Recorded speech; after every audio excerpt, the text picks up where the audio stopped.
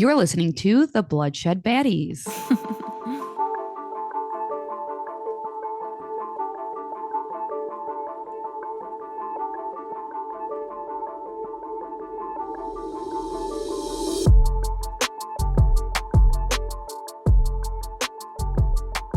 I'm Lex.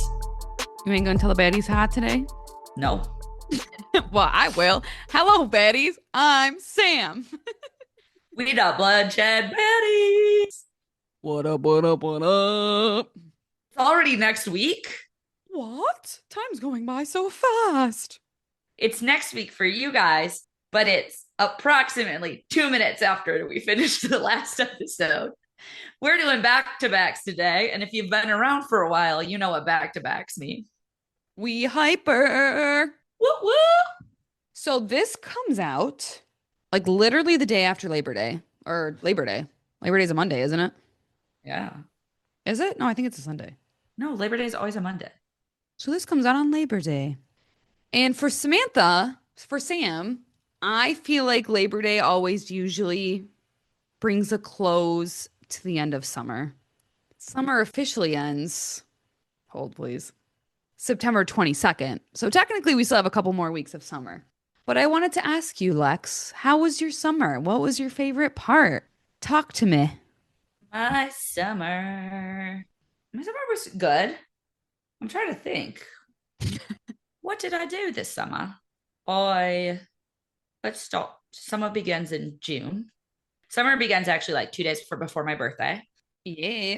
So I had a great birthday celebrating on a boat because I love a boat. 4th of July, I went kind of camping for the 4th of July. Big deal.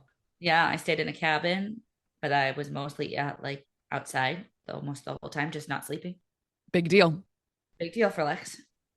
I've been to a couple of concerts, but I think the most exciting part of my summer hasn't happened yet as of this podcast. Do you want to tell the baddies Because yet or wait? this weekend, I'm leaving for a week and a half trip to Japan. Oh, I hear such beautiful things. It's going to be so much fun. I'm very excited. It's going to be hot, but I'm very, very excited about it. Yeah, I feel like because it'll be so exciting and fun, yes, you'll be hot, but it's not going to be like miserable hot. You know what I mean? Yes. My summer was also amazing. Probably one of the best summers Oh, ever. yeah. Oh, yeah. What did you do this summer? I kind of said it in the beginning of the podcast, but before I did that, I actually got to go home and visit family for a couple weeks, which was really nice. Oh, I forgot you got to spend a couple weeks in Michigan. Yeah, I got to see a lot of people. Lexi actually came up and we got to see like both sides of the family, which was nice. Loved that. And then I got to explore Sicily and Rome with my cute husband, and it was the best trip. I'm so jealous of that one. Yeah, so I definitely am having like end of summer blues for sure. But I just know this fall and this holiday season is going to be great too. So trying to stay positive. I never have end of summer blues because my favorite time of the year is fall and Halloween and Thanksgiving. Catch Lexi on the next episode with a pumpkin spice latte. I know. I think the coffee place I really like in town, that's like an independently owned coffee place. They drop their fall menu next week, I think. So I'm very excited. Oh, beautiful. So if you're having the summer blues, baddies, think about beautiful fall because you're right. Fall is beautiful, great weather. And Halloween's the best holiday. Some Halloween fun, some Thanksgiving eats, some Christmas joy. We got all that coming up. Yeah. The burr months. Burr, burr, burr, burr. September, October, November, Burr, December. burr. This is a weird intro. All right, all right. If you're still listening to us, thank you. Go ahead, Lex. So I am going to do a case today. I am going to say it is a little bit rough. Oh, why? Uh, it's rough in the fact that it does involve a young person. So that's tough. I do hate that. I am going to talk about Skylar Neese. So Skylar was born in 1996. So she's Jake. Jake's age. Mhm. To Dave and Mary. Skylar was an only child and she was a daddy's girl. Oh, They showed this like I watched an episode of something. Find it in the show notes. And they showed like a side by side picture of them and they look alike. She was a little daddy's girl. I love a good girl dad. Love it. Mm-hmm. She loved to be outside and active. And her mom said that once she got to know you, she was super outgoing and you usually couldn't get her to stop talking once she was comfortable with you. Oh, I love that too. When she was 8 years old, she became best friends with Sheila Eddy. And they did everything together. Remember, she's an only child, so they became basically inseparable. Love.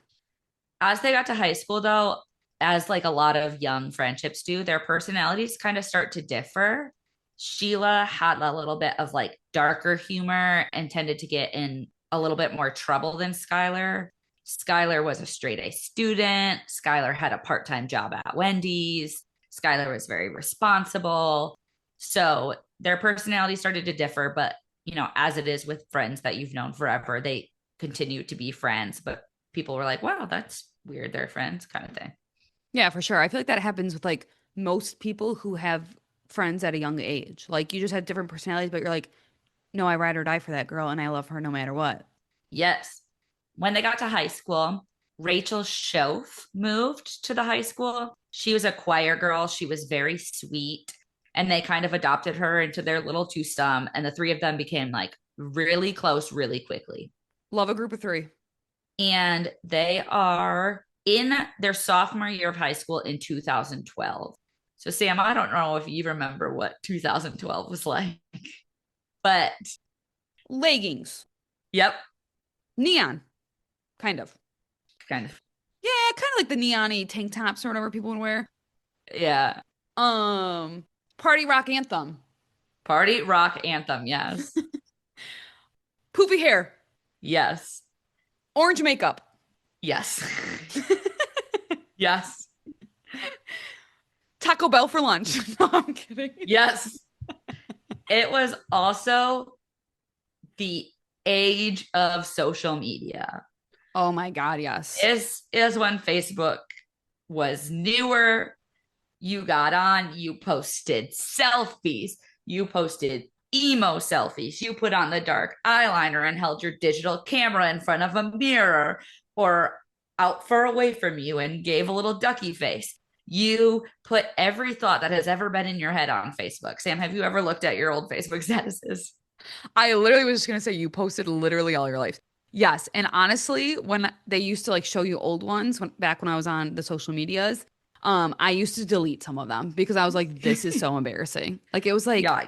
I just ate chicken for dinner and now I'm gonna go hang out with Maddie. Text me, heart, heart, heart. Yeah. Who cares? Yeah. Uh, or like, wow, Burger King's nuggets are better than McDonald's. I saw a squirrel today. But literally 1000% yes. And that was like everybody. That was what you posted. Yes, that's how social media was. So they are in the height of like the three of them are posting constantly on social media, and they are their little girl gang on social media. The girls also lived in Star City, West Virginia. So have you heard of Star City, West Virginia, Sam? No, but West Virginia, Mountain Mama. Yeah, you haven't because there's only 2,000 people that live in the town. Oh my God, that's like all of Cousino High School. Yeah. It's a very small town. It's the place where no one locks their doors. Oh, It's very friendly. And that thing happens in high school where all of a sudden Sheila and Rachel start to grow closer and closer and kind of start to leave Skylar out more and more. we've all been there, Skylar. Yep. So there's some evidence on social media. There's like a couple posts of Skylar being like, thanks, friends. I hate sitting at home alone. Yeah, girl. That was And the age of like, what is that called? Subtweeting or whatever. yes, yeah. And also being like, it's pretty easy to piss me off. And yeah, you guys have. But it wasn't bad enough where they were like fighting in school. They were still hanging out. It's just that typical teenage girl stuff. Yeah, I was just gonna say teenage petty girl stuff. Yep.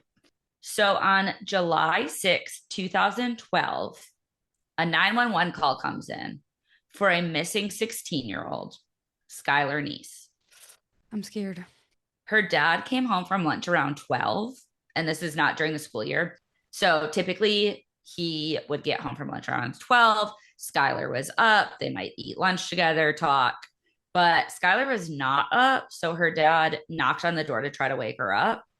He's like knocking on the door, knocking on the door. She's not waking up. So he goes to open the door and it's locked. So he uses a hanger and gets the door open. But Skylar was not home. In fact, her bed had not been slept in. And dad and mom know this because Skylar would never make her bed on her own. Her parents made her bed. Aw. She would not make her bed. So the fact that it was still made meant she did not sleep in her bed that night. And I hate that the door was locked. So like already he tries to open the door. I'm sure he tried knocking. The fact that he's like breaking in, he's stressed out, he's freaking out, and then he opens the door and no one's in there. Like I don't like that at all. The window was wide open. Okay. So he looks around and he's like, okay, most of her stuff, like her makeup, her hairbrush, her cell phone charger are still in the room. So she didn't run away. She wouldn't run away without all this stuff. Plus, she had no reason to run away. So he's like, something is wrong. And then her parents get a phone call from Sheila. Okay. Sheila says, like, hey, I need to tell you, we did something bad last night. Skylar snuck out and I picked her up and we went driving around town and we got high. I dropped Skylar off at 11, but I just wanted to tell you guys that we did that. I don't know the story at all, but that sounds a little bit suspicious. Um, and I don't love it. Not that like she could have a guilty feeling like in her body and she just wants to come clean. But I feel like that's a weird thing to point out. Like I dropped her off at 11 and I'm just having this guilty conscience and I want to let you know. Like I don't love that. Yes. Then they get a call from Wendy's asking if Skylar was going to be in for work that day. Her parents are like, she has never missed work. She loves her part-time job. She loves having a little bit of her own money. She's a very responsible kid. Remember, she's an all A student and works a part-time job as a sophomore in high school. Yeah, she's not missing this work. So her parents decide to call the police to report her missing.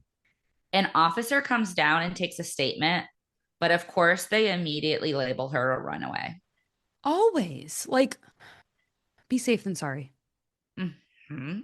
Skylar lives in an apartment complex with CCTV footage. So they do actually check that.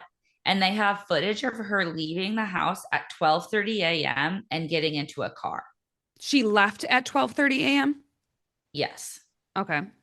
So she gets into this car. The police look at it and are like, hey, she for sure got into that willingly. Nobody was dragging her. Nobody was kicking her and screaming her. She's a runaway. That's all this is. Okay, but find the car and still find out where my daughter is, who's not around. Also, Sheila's little booty said she dropped her off at 11 p.m. So that means that Sheila's right or she's lying her booty off and Skylar either went with someone else again at 12:30 a.m. or Sheila picked her up at 12:30 a.m. and she's lying about her timeline. So investigate further, police. Skylar's dad gets on social media for the first time. They were like, we don't know social media. Her parents were like a little bit older than like typical parents at this time. They were like, we didn't know what social media was. We just let her do it. Yeah, for sure. So her dad gets on social media and is asking all her friends, like, whose car is this? This was the car, make, and model. Whose car is it? Nobody knows. I hate this. So her parents are sure she is not a runaway. So they put out flyers. They hold candlelight vigils. Her parents do this whole thing. Good. And when weeks go by and she still hasn't returned, police are like, this isn't typical runaway. Listen to the family. So the police start to ask the public for help in finding Skylar. Good. And there are many rumors and tips that come in about Skylar. These range from she left town with a gypsy guy, she was sex trafficked, she overdosed, and that she was thrown into a mine shaft. This is a big mining town. This is like, I feel like typical of teenagers. Of course, there's going to be like these crazy, wild rumors, especially with something like this. It's just going to spiral. Yes. Her dad, this man, when he heard all these tips, he decided to investigate them. He went as far as going to known drug houses and bringing her picture and asking people if they saw her and if she was involved in the drug scene and if she had overdosed. Number one dad award. Yes. Around the same time that Skylar went missing, a bank robbery actually occurred. Oh, interesting. So the state police are investigating this bank robbery. So, the local police are investigating Skylar. The state police are investigating this robbery. And they have a main suspect. They're like, we're like 90% sure that this is the person who did it.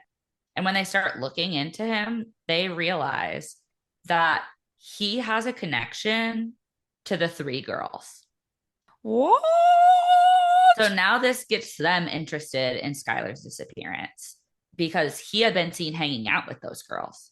So was Skylar a part of the bank robbery? Oh, Or did she know about the robbery and he had to keep her quiet?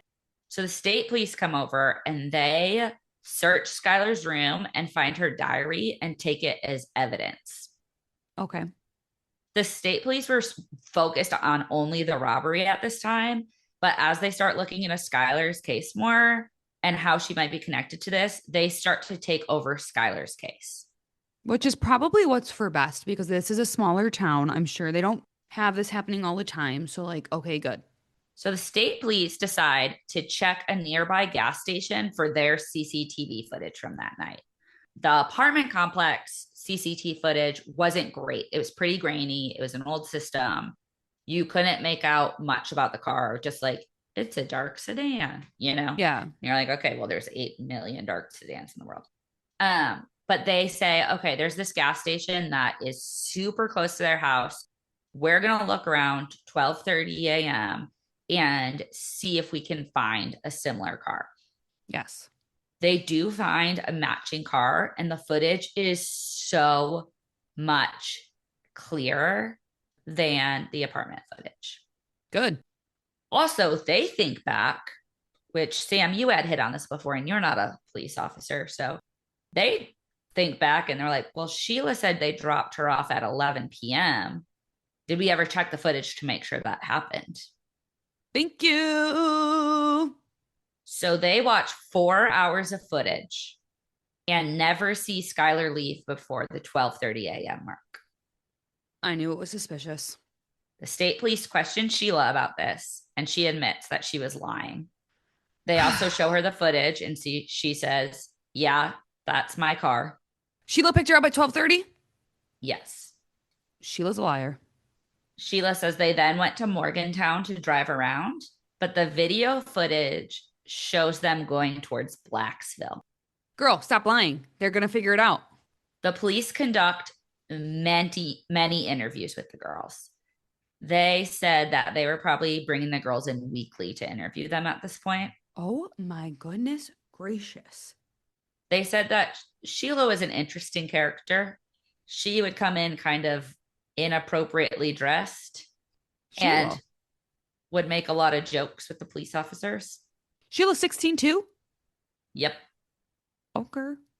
Both girls were actually given polygraphs and failed. But in West Virginia, you cannot use polygraphs in court. Which I get because we know that like they're not always successful. However, like Yes. how are these girls lying to the popo still? I don't know. When they told Sheila she failed her polygraph test, she laughed at them. Sheila, you are ballsy for a 16-year-old. The police then do a search warrant on the girls' phones and social media. The warrant revealed that at 3 a.m., Sheila's phone pinged off a tower in, guess where? Blacksville. I was going to say that place that you just said that I'm blanking on. Yep. Yes. Oh my God. So she's, again, a little liar. The police then go and search Rachel's house and find her diary. The morning after Skylar went missing, Rachel had a diary entry asking the Lord to lead her down the path of forgiveness. I am covering my face, baddies, because I am very stressed out right now and I have no words. 6 months after Skylar's disappearance, Rachel has a mental breakdown and was admitted to the psych ward. Not looking innocent here, Rachel. A couple days later, she admitted to killing Skylar. Oh my gosh. Her BFF. Her long-term BFF. Rachel was the new one. Oh, Rachel was a new one. Rachel, what are you doing? Rachel said that the three of them had driven out to the middle of nowhere, telling Skylar they were going to go smoke some weed. They stopped and got out of the car. Rachel and Sheila pretended that they didn't have a lighter and asked Skylar to walk to the car to get one. They're the meanest, evilest girls in the world. When Skylar was walking back, she said that her and Sheila counted to three and then started stabbing Skylar. What? Skylar fought back at one point and actually got the knife away from Rachel and stabbed her. Good. However, Sheila continued stabbing Skylar until she was dead. Okay. Skylar was stabbed over 50 times. I want to puke right now, first off. Second off, Sheila has been her best friend since childhood. And she's like, hey, new friend, let's viciously stab my best friend from childhood. And she's not even the one that had the mental breakdown. Rachel was. Which, like, both of you should, because that's insane. You're 16 years flipping old. But the fact, I literally, like, this clearly was extremely planned out. Like, oh, we don't have a lighter. Go get it. 1, 2, 3. Ew. Ew, ew, ew, ew. Disgusting, ew. Ugh, I'm in shock. I knew this was going to be bad. I did not know it was going to go in this direction. The girls then attempted to bury her body, but they were unable to dig a hole. So instead, they push her off the side of the road and cover her with leaves and brush. They are sick. Sheila later made a Facebook post that said, "We really did go on three." I cannot. Are you kidding me? She's making a joke about it? She's subtweeting a murder that she committed? She basically admitted to murder on Facebook in the most vague way possible. What a sick, sick individual. And this is the girl joking with the police officers and dressing a little provocatively, which I don't like, dress however you want, whatever. But this kind of person, let's say we can say that in a bad way. Like, what? And laughing when she failed her polygraph test. And laughing because she's like, ha ha, ha, I'm wrong. Oh my God. I'm so disgusted right now. One of the police officers in the episode that I watched was like, she is pure evil. There is nothing behind her eyes. She's the most evil person I've ever seen in my entire life. That's literally what it sounds like. Like, you're 16 years old. You brutally murder your longtime friend. You are subtweeting this murder. You're making jokes to police officers. You're going on about your life. You're lying. Like, never in my life. I'm disgusted. After Rachel's confession, the investigators attempt to get Sheila to incriminate herself. Because now they have Rachel's confession, so they can convict Rachel, but they need evidence to convict Sheila, right? Yeah. Rachel even wears a wire, but they get nothing. Because Sheila's an evil. Blech. Finally, they get a search warrant approved for Sheila's house. And when they searched Sheila's car, they found blood that had Skylar's DNA on it in it. So they were able to arrest Sheila. Thank goodness they found the DNA, is all I can say in that case. When asked why, the girls basically said they just stopped liking Skylar. Okay. You stop liking them. Friendship breakups suck. We've all been through them. You have a friendship breakup. You stop hanging out with them. You don't murder them, especially when you're flipping 16 years old. And if you're a new friend to the group and someone's like, hey, I don't like her, let's murder her, you say, I'm going to go call the police by and get the farthest away. So shame on both those girls. Yep. Luckily, Both girls end up being tried as adults. Yes. Yes. Thank you. Thank you. Thank you. Rachel pleads guilty to murder in court. They are both charged with first-degree murder, but because Rachel confessed, it allowed her to be charged with second-degree murder. Okay. She was sentenced to 30 years in prison with the possibility of parole after 10 years. Rachel apologizes to the family in court. I mean, yeah. Sheila pleads guilty to first-degree murder, and she is sentenced to life in prison, but given mercy, so she would be eligible for parole in 15 years. No. Sheila showed no emotion her entire hearing. Dude, she's makes me want to puke. In 2023 and 2024, Rachel was denied parole both times. Honestly, yay. Yes. Okay, good. In 2025, Rachel decided to waive her hearing for parole. She's like, I don't need it. I'm staying in jail. I think so. Where you belong, Rachel. She will be eligible again in 2026. Waive it. And Sheila's first parole hearing will be in 2029. Better be denied. Parole board. She has no emotion. She is a freak. Don't let this woman out. Skylar's dad has been an advocate for his daughter all of this time. In fact, he said, there comes a time in your life when you have to decide what you want to do. And for the rest of my life, I decided to make sure the two that did this don't get out of prison because dangerous animals belong in cages. Yes, I love him, and I feel so bad for him and his wife that this happened to their only child, and it was about like a best friend. I just can't. And good for him. Keep that your mission. They are interviewed often in the episode that I watched, and it's rough. Like if you are going to sit down and watch it, just be prepared that it is rough. I don't know if I could handle that because he sounds so sweet. As with all of these horrible cases, the family members try to make something good happen. And Dave did just this. Dave passed Skylar's Law, which is a law that states that an Amber Alert must be used for every missing child, regardless of the circumstances. Thank you. That is such a good law and a great way to remember your daughter in this dark situation because that's going to save a million lives, Dave. So thank you, Skylar's Law. Yes. He also gives Skylar talks to people in prisons and at universities about the ripple effects of crimes. What a guy. And to end it, I want to end with one of Dave's quotes. He said, at Shof's parole hearing last year, she said that I made one mistake. That doesn't make me a bad person. What you made, young lady, was a choice, not a mistake. You chose to end someone's life. That is not your call.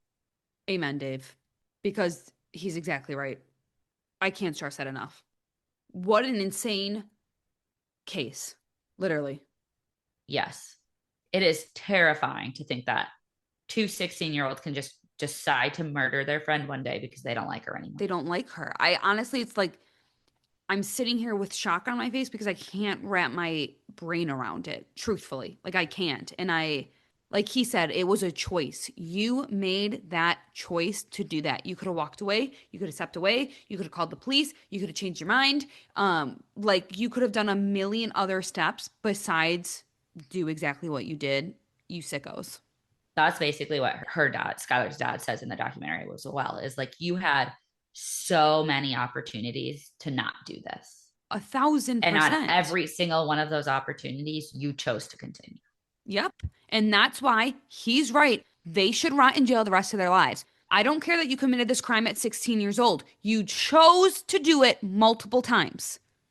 Yep. And it's not, we got in a, not that murder is ever okay, but it's not, I'm a 16-year-old. I got in a fight with my friend. My frontal lobe is not developed. At the heat of the moment, I grabbed something, hit her over the head, and accidentally killed her. This is the two of them premeditated, planned it all out, drove her out. No, these two deserve to be in jail for the rest of their lives because, and the police officer says it in the documentary as well. He says, I believe we saved a lot of lives by putting Sheila behind bars that day. I think 1,000%. because he's like, I am for sure she would kill again. I do not think that society is safe with them out there. No, 110%. If it was that easy to plan, to kill your friend, to count to three, to make this thing of like, let's smoke pot and please go grab the lighter. No, no, we don't know what they're going to do as adults.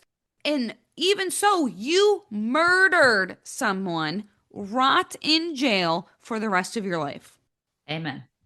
Thank you guys so much for listening. Please follow us on wherever you're listening, as well as Instagram, Facebook, YouTube, and TikTok. Give us a nice review and an email or a case suggestion to bloodshedbaddies@gmail.com. Intro music is made by the best cousin Vinny. Tell a friend and tune in for next week for a new episode. Ah! Bye. Love you! Stop recording.